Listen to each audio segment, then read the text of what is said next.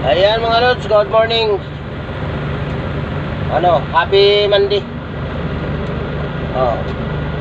Shoutout muna sa shoutout muna sa akin at saka shoutout dun sa mga follower ko na masisipag at mababait. Ayan. At saka shoutout na rin sa dun sa mga bagong follower lalo kay Nora. Ayan. Shoutout sa iyo, idol. Medyo tayo, tinanghali tayo ngayon mga idol. Paano kasi lods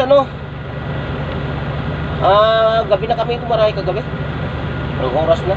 Medyo tayo, pit. Ayan mga lods. Kinausap tayo ng kaibigan natin. Nagpapapayo sa atin tungkol kay Facebook. Nagtatanong kung ano yung mga bawal. Hindi ko na pinakita sa inyo lods, baka mamaya sabihin niyo mayabang tayo.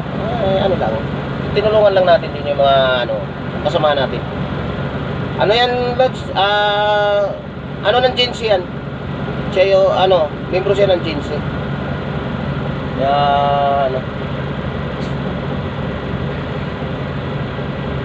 Siya ng Jinsi ngayon. Mga lods. Tayo ng mga tropa. Hindi ko na pinakita sa inyo lods kasi yung pangalan. May pangalan. Bawalin.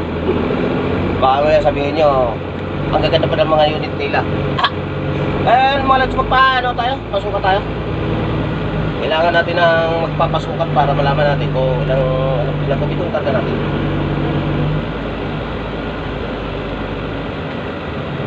Ganun lagi ang buhay namin dito. Buhay truck driver. Wala pang kain. Nasa Manobela na. Ayan. Kain na natin konti mga lods kasi may nagpapasukat pa.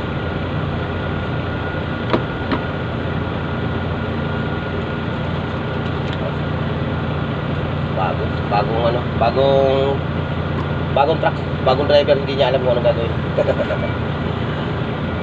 Ganun hindi natin siya dinidikitan ginagalang natin. Bago siya, hindi niya kabisahan, hindi niya alam. Dito kasi lods, may mga ID kami para dito. Tawag dyan yung TISDA. Seminar kami dito bago kami pumasok. Yung iba, hindi nila alam. Wala pa silang ID, wala pang bubutasan. Binubutasan yung ID namin dito pag nagkaroon kami ng violation. Bali, 6 na butas, ban ka na. Hindi ka na makapasok habang buhay. Kaya, talagang matinding higpit dito. Talagang dito sa kumpanya. Bagay, natural lang yan. Kasi hindi rin natin maiwasan na kailangan talaga may batas sa loob ng kumpanya na dapat sundin. Yan sila, mga hauler. Ngayon mga sila lods, mga customer. Bibili lang sila. Kumbaga sa yung mga walk-in. Walk-in. Bakit walk-in? Hindi naman naglalakad, nakasakay. Mga shoutout nga pala doon sa mga sa mga tropang Kanaw at saka Jinsi. Yan, shoutout sa inyo mga idol. Follow nyo lods tropang Kanaw. Driver Mechanic Philippines. Para pagka medyo kunting makontak-kontak nyo sa mga sira sa sasakyan. Yan, gumagawa yan sila doon. Puro mekaniko yun. Tsaka sa tropang Kanaw mga lods, may mga gamit kami. May dala-dala kami mga gamit para sa para makatulong tayo sa kapwa natin driver. Yung mga kaso nga lang mga lods, yung mga kasama ko sa tropang Kanaw, makalimutin. Pag minsan inuuwi nila sa bahay nila yung mga kaya may kung saan sila gumagawa. Yung mga gamit nila iniiwan doon sa ginagawaan nila. Kaya yung iba walang gamit. Pero sa akin lods mayroon. Kompleto tayo diyan. Pwede tayong magbaba ng makina sa daan. Ganun ang mga gamit natin. Kompleto tayo diyan sa gamit. Ang wala lang sa atin dito is ano, welding. Hindi tayo nagwi-welding sa daan. Kasi wala tayong dalang genset. Ang dala natin puro tools. Kaya pwede kaming ano, lods, sa grupo ng Turupang Kanaw, pwede kaming magbaba ng makina kahit nasa daan. Pwede kaming magbaba ng differential transmission yan sa daan. Pwede yan. Kontakin nyo lang Turupang Kanaw. Kung hindi nyo naman makakontak, may mga sticker yan sila, lods. May mga sticker kami Turupang Kanaw nasa ano yan, driver side. Baba na sa windshield siya, sa windshield, driver side. Yan, may makikita niyo yung mga sticker ng Turupang Kanaw. Ano yan sila, ano yan ang ng Turupang Kanaw, ano yan? Mekanikong gala. Yun talaga ang Turupang Kanaw. Mga mekaniko na naggagala, mekaniko walang pwesto. Pero may tayo, lods, may pwesto rin tayo.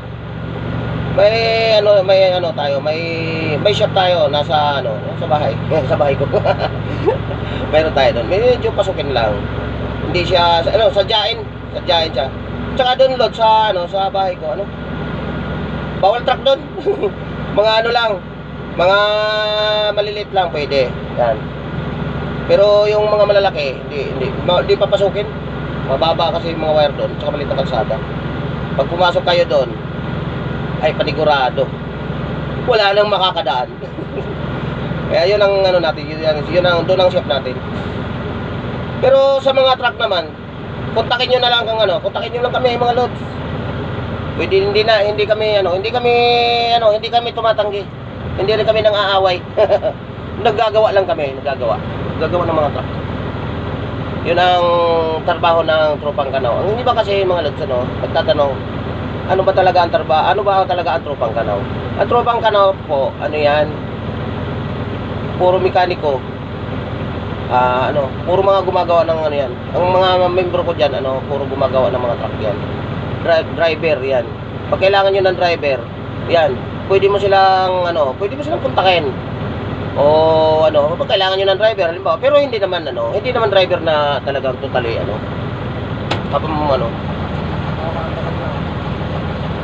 hindi po driver na talagang habang lang yan sila. Kasi may mga kami, lods, may mga unit kami. May trabaho rin kami. Kaya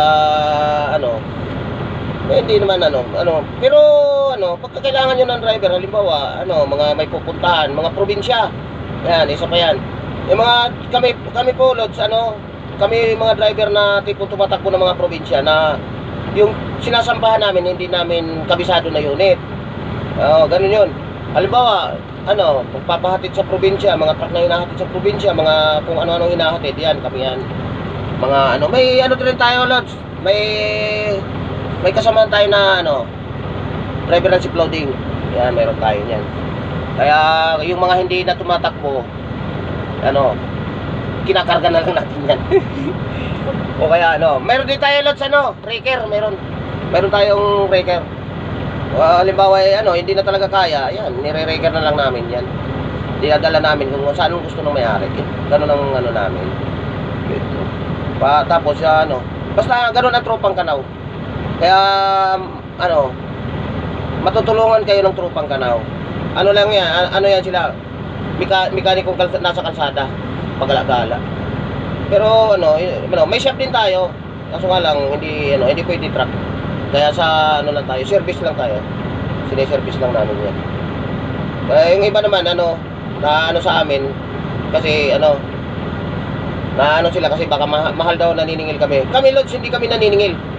Oo, depende na lang yan kung basta wag lang kaming magutom, yan, okay na sa amin yan. Pero hindi naman natin doon. Yung mga kasama ko kasi din, naniningil din talaga. Pero hindi mataas. Ang mga ginagawa namin doon sa mga paborito namin, ang mga talaga namin, ang mga paborito namin, yung mga dump truck na yan. Tsaka yung bihira pa kasi ang mekaniko ng mga ganitong unit. Mga huwo ganyan, bihira pa. Kaya kami yung umuupak niyan. Kaya ano, follow nyo para ano, makakatulong sir. Yung mga ano, yung doon naman sa mga mekaniko ng mga ganitong mga unit ay shoutout na lang sa sir. Hindi tayo magkalaban, magkaano tayo, magkakampi. Ay, malay mo pagka lumalapit kayo. May pisa rin tayo makakuhaan mga lods. Mayroon tayong kontak na mabibili ng pisa. Yung iba kasi sabi nila wala daw mga pisa. Drop sila sa pisa. Kontakin niyo ang tropang Kanaw, baka matulungan namin kayo kasi mayroon tayong makukuha na pisa lods. Makuha tayo na may makuha tayo na brand new, may makuha tayo sa plus. Ganun kami. May mga kontak kami na pwede naming pag-anuhan ng mga pisa. Kaya yan lang, hanggang dito lang po tayo. Salamat sa mga panood ng video na to. Panoorin niyo ng buo para makakuha kayo ng idea. Magandang umaga sa iyo, idol. At salamat.